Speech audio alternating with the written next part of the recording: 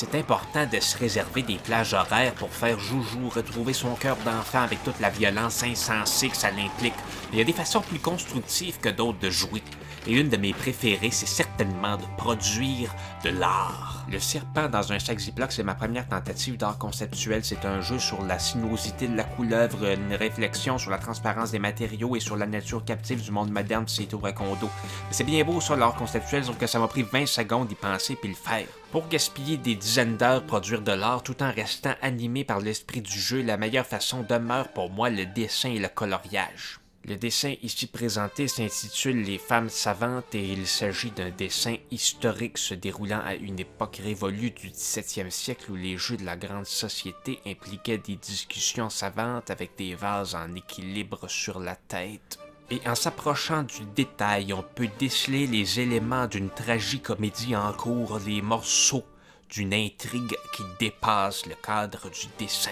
C'est intentionnel, ça vient pas de nulle part. Je me suis basé sur une image préexistante d'une mise en scène de 1744 des femmes savantes, pièce de théâtre de Molière. Parce que ma seule imagination y aurait pas suffi. Il faut aussi faire confiance aux imaginations des siècles passés.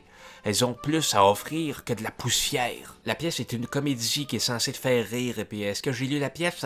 Disons que je l'ai feuilleté un petit peu, et qu'il y a bien des affaires qui passeraient plus aujourd'hui. L'humour, ça vieillit mal, tout le monde sait ça, mais une fois traduit sous la forme d'un dessin, ne devrait subsister que la force satirique du commentaire social. En tout cas, je l'espère. Pour mon deuxième dessin, j'ai laissé libre cours à mon imagination, mais je voulais me baser sur quelque chose de tangible. Alors, j'ai rédigé un scénario complètement, entièrement original, pensé, rédigé par moi. Le moindre petit détail du dessin a été synopsisé pour que les motivations derrière les personnages soient justifiées. Dans le coin en bas à gauche, j'ai dessiné un couple qui assiste impuissant à une folle poursuite de vengeance dans le ciel entre une montgolfière dans la nacelle de laquelle il y a un personnage armé d'une carabine avec laquelle il vise un dirigeable Giffard, déjà en périlleuse situation, au-dessus des chutes du Montmorency.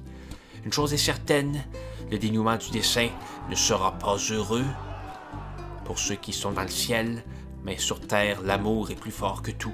Un dessin comme ça m'a pris 150 heures pour le faire, de l'écriture du scénario jusqu'au dernier trait de crayon de couleur. C'est pas de la petite bière, ça, hein? Quand je m'investis là-dedans, je ne fais rien d'autre. Et je le fais pour le pur plaisir.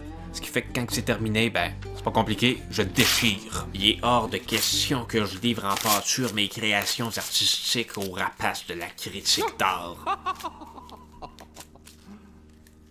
Sad.